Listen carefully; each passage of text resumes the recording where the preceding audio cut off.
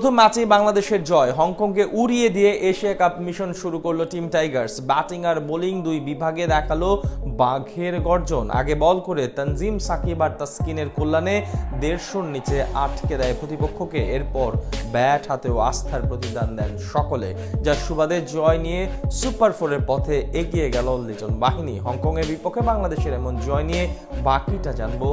Asia কাপের মূল পর্ব শুরু করলো বাংলাদেশ। বোলিং ব্যাটিং উভয় বিভাগে দাপট দেখালো লিটন বাহিনী। যেমনটা ভক্তরা চেয়েছিল সেভাবেই খেলেছেন সবাই। গত মঙ্গলবার এশিয়া কাপের পর্দা উঠলেও আনুষ্ঠানিকভাবে বাংলাদেশের যাত্রা শুরু হয় আজ হংকংয়ের বিপক্ষে। নিজেদের প্রথম ম্যাচে টস জিতে আগে বল করার সিদ্ধান্ত নেয় অধিনায়ক লিটন দাস। বিপরীতে ব্যাটিংয়ে নেমে শুরু থেকেই চাপে ছিল প্রতিপক্ষ দুই ওপেনার জিসান আলী এবং আনসুমান রথ। ইনিংসের তৃতীয় বলে বিদায় নিতে পারতেন জিসান, কিন্তু আম্পায়ার্স কলে বেঁচে যান তিনি। পরের ওভারে এসে প্রথম ব্রেক থ্রো এনে দেন তাসকিন আহমেদ। তার করা তৃতীয় বলে অফসাইডে খেলতে গিয়ে ব্যর্থ হন আনসুমান, যেখানে আউটসাইড এজ হয়ে বল চলে যায় লিটনের হাতে। প্রথমে আম্পায়ার আউট না দিলেও রিভিউ নিয়ে উইকেট আদায় করে নেয় বাংলাদেশ। প্রাথমিক ধাক্কা সামলে রানের গতি বাড়ানোর চেষ্টা করেন অভিজ্ঞ বাবর হায়াত, কিন্তু তাকে বেশিক্ষণ টিকতে দেননি তানজিম সাকিব। আগের বলে ছক্কা হজম করে পরের ডেলিভারিতে ডিরেক্ট বোল্ড হয়ে বাবরকে সাজঘরে ফিরান এই টাইগার পেসার। পাওয়ার প্লেতে হংকংয়ের সংগ্রহ দ্বারায় 2 উইকেটে 34 রান।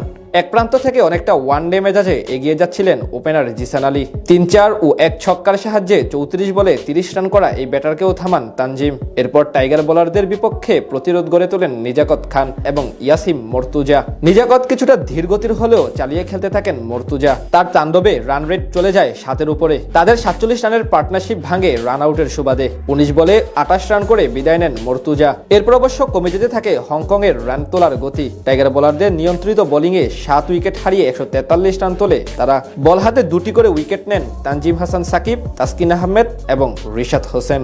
জবাবে ইনজুরি নিয়েই মাঠে নামেন টাইগার ওপেনার পারভেজ হোসেন ইমন। তার সাথে আসেন তানজিদ তামিম। তিনি অবশ্য ছিলেন কিছুটা ধীরগতির, তবে নিজের স্বভাব অনুযায়ী ব্যাট চালাতে থাকেন ইমন। যদিও বেশি দূর আগায়নি সেই পার্টনারশিপ। তৃতীয় ওভারে আয়ুষ শুক্লার ফুল লেন্থের স্লোয়ার ডেলিভারি উইয়ে মারতে গিয়ে ক্যাচ আউট হন 14 বলে 19 রান করা ইমন। সঙ্গী হারানোর খানিক পর একই পথ ধরেন তানজিদ তামিম।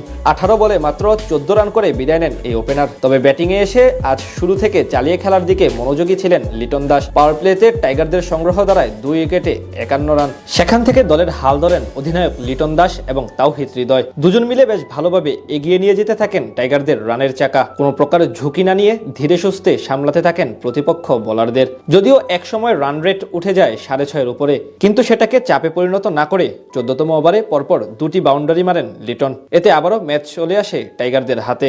এরপর আর কোনো বড় ধরনের বিপদ আসতে দেননি এই দুইজন, অর্থাৎ সহজ জয় নিয়ে মাঠ ছাড়ে বাংলাদেশ, যার সুবাদে সুপার ফোরে এক পা দিয়ে রাখলো টিম টাইগার্স। এদিকে টানা 2 ম্যাচ হেরে টুর্নামেন্ট থেকে সবার আগে ছিটকে গেল হংকং ক্রিকেট দল।